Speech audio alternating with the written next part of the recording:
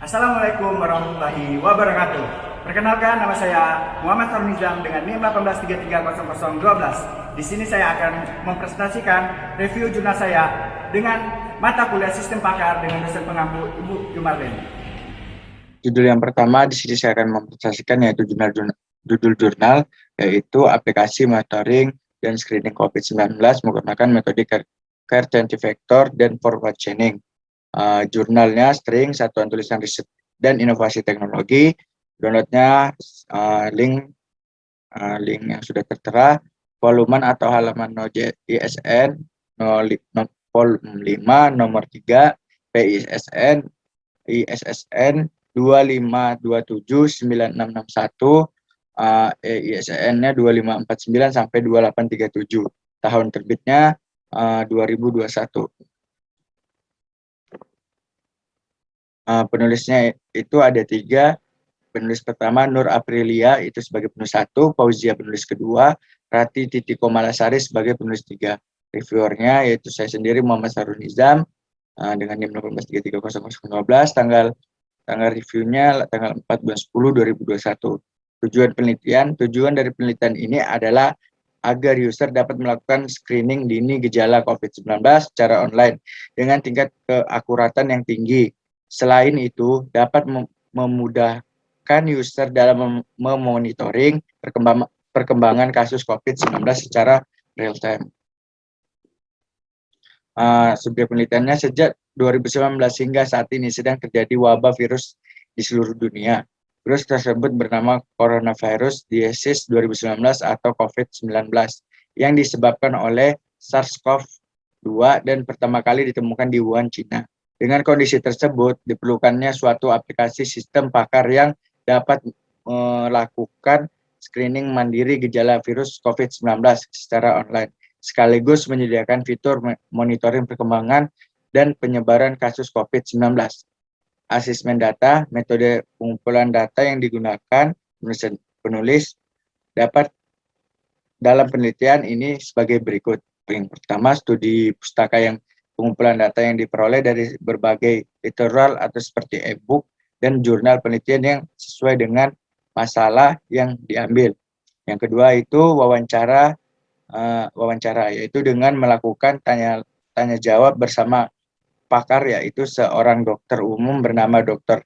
Reds Elsa Putri Esket, lulusan dari Fakultas Kedokteran Universitas Andalas Padang. Metode penelitiannya, pada penelitian ini penulis memaparkan metode yang digunakan untuk screening COVID-19 yaitu dengan metode Care Vector dan forward chaining, metode pengumpulan data, analisa kebutuhan sistem arsitektur monitoring, dan use case diagram. Metode Care Vector CF, metode Care Vector pertama kali diperkenalkan dalam pembuatan machine oleh Sor Lavi Buchanan, yaitu Care Vector bertujuan untuk menunjukkan besar kepercayaan berdasarkan nilai parameter klinis yang diberikan machine. Metode forward chaining forward chaining merupakan teknik yang bekerja dalam pencarian fakta yang sebelumnya telah diketahui. Selanjutnya fakta-fakta tersebut dicocokkan dengan bagian if dan rules if then. Langkah penelitian ini dilakukan dengan beberapa tahap sebagai berikut: pemodelan aturan Care Vector dan forward chaining, proses perhitungan sistem dan implementasi sistem. Hasil dari penelitian yang dapat sebagai berikut, yaitu tahap awal diagnosis gejala penyakit seperti gambar yang mudah tertera, hasil dari screening dan monitoring seperti gambar yang sudah tertera. Kesimpulannya, terdapat hasil dari penelitian perbandingan dari Care Vector dengan forward chaining pada aplikasi screening dan monitoring COVID-19 sebagai berikut. Dalam mendiagnosis COVID-19, metode Care Vector dapat dikatakan lebih akurat dan mendiagnosa dibandingkan forward chaining karena Care Vector memiliki tolak ukur berdasarkan nilai CF pakar pada setiap gejala, sedangkan tolak ukur pada forward chaining hanya berdasarkan rules atau aturan yang telah ditetapkan pakar tanpa ada nilai kepastiannya. Selanjutnya, saya akan mereview jurnal kedua yang berjudul Sistem Pakar Screening Penyakit yang disebabkan oleh virus menggunakan Kertenki Vector. Jurnalnya itu jurnal dari Mentik Panusa, downloadnya di link yang sudah tertera, pola halaman no ISSN volume 3 nomor 1 EISSN 2580 sampai 9741 PISSN 2088 sampai 3943. Tahun terbit jurnalnya 2019. Penulis itu ada dua, yang pertama Madehandia Pramitaswari, yang kedua Aigusti Ngurah Agung Mahendra. Reviewernya itu yaitu saya sendiri, Muhammad Sarnizam, dengan NIM 18330012, tanggal reviewnya tanggal 4 bulan 10 2021. Tujuan penelitiannya bertujuan untuk screening penyakit yang disebabkan oleh virus untuk mencegah kejadian luar biasa. Ini adalah sistem yang dapat membantu mendeteksi dini penyakit yang disebabkan oleh virus. Yang kedua, subjek penelitian. Kejadian luar biasa adalah timbulnya atau meningkatnya kejadian kesakitan dan atau kematian yang bermakna secara epidemiologis pada suatu daerah dalam kurun waktu tertentu, dan merupakan keadaan yang dapat menjurus pada terjadinya wabah. Di samping penyakit menular, penyakit yang juga dapat menimbulkan KLB adalah penyakit tidak menular dan keracunan. Selanjutnya, asimen data. Asimen data menggunakan beberapa cara, yakni wawancara dengan pasien dan disebabkan oleh virus, wawancara dengan pakar untuk menentukan CF yang disebabkan oleh virus. Metode penelitian. Metode Kinetic Vector yang dapat memperhalus hasil diagnosis sistem, dan Kinetic Vector sistem dapat memberikan informasi tentang screening penyakit yang disebabkan oleh virus jika gejala yang diinput sesuai dengan basis data yang ditetapkan, maka rules yang dapat digunakan untuk screening penyakit yang disebabkan oleh virus. Selanjutnya, langkah penelitian. Penelitian ini dilakukan dengan beberapa tahap sebagai berikut: pemodelan aturan Kinetic Vector, proses perhitungan sistem, dan implementasi sistem. Di sini ada hasil penelitiannya. Hasil penelitian yang didapatkan sebagai berikut, yaitu kode gejala, yang gambar berikutnya adalah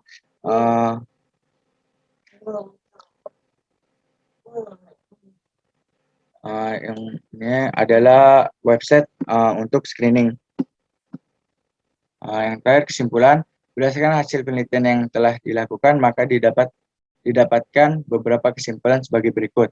Sistem yang dibuat telah mampu menghasilkan hasil diagnosis yang sama dengan perhitungan manual.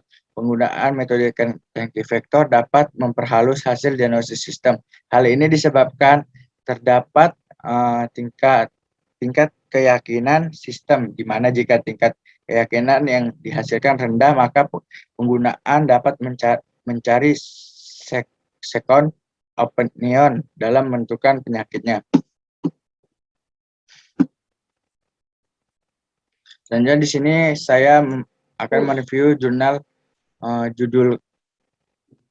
yang ketiga, yaitu Sistem Pakar Mendiagnosa Penyakit Gigi dan Mulut pada Manusia dengan metode Kinetic Vector berbasis mobile web. Jurnalnya itu dari jurnal Fokus Elektroda. Downloadnya di HTTP. Downloadnya link sebagai berikut: volume halaman atau no ISSN-nya volume 5 nomor 3 dengan EISSN 25025562, tahun terbitnya 2020. Penulisnya itu ada 3, yaitu Hildawati S sebagai penulis 1, Najira Umar sebagai penulis 2, Billy Eden William Astrol sebagai penulis 3.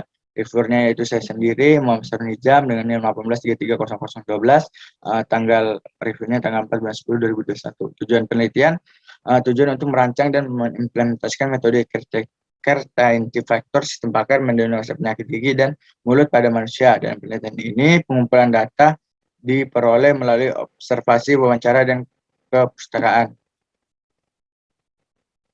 Subjek penelitian. Kesehatan gigi merupakan bagian interval dari kesehatan tubuh secara keseluruhan yang tidak dapat dipisahkan dari kesehatan tubuh secara umum. Dengan memperhatikan hal tersebut, maka perlu adanya sistem pakar untuk menyelesaikan masalah yang biasanya dilakukan oleh uh, tenaga medis yang di mana tenaga dokter gigi.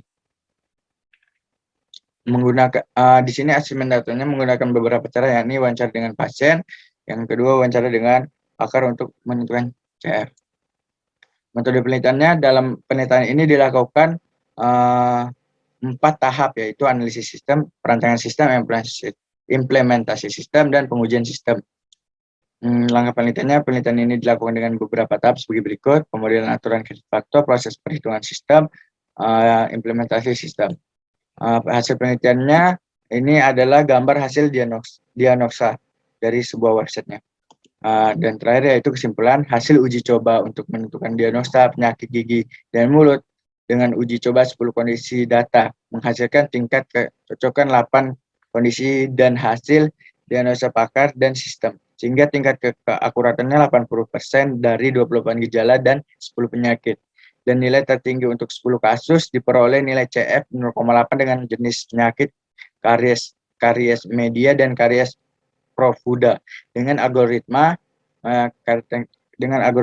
faktor dapat mendiagnosa penyakit gigi dan mulut, namun hasil mendiagnosa dan akurasi sangat tergantung dari pemberian nilai MB dan MD untuk setiap gejala penyakit pada basis pengetahuan. Sekian video dari saya. Wassalamualaikum warahmatullahi wabarakatuh.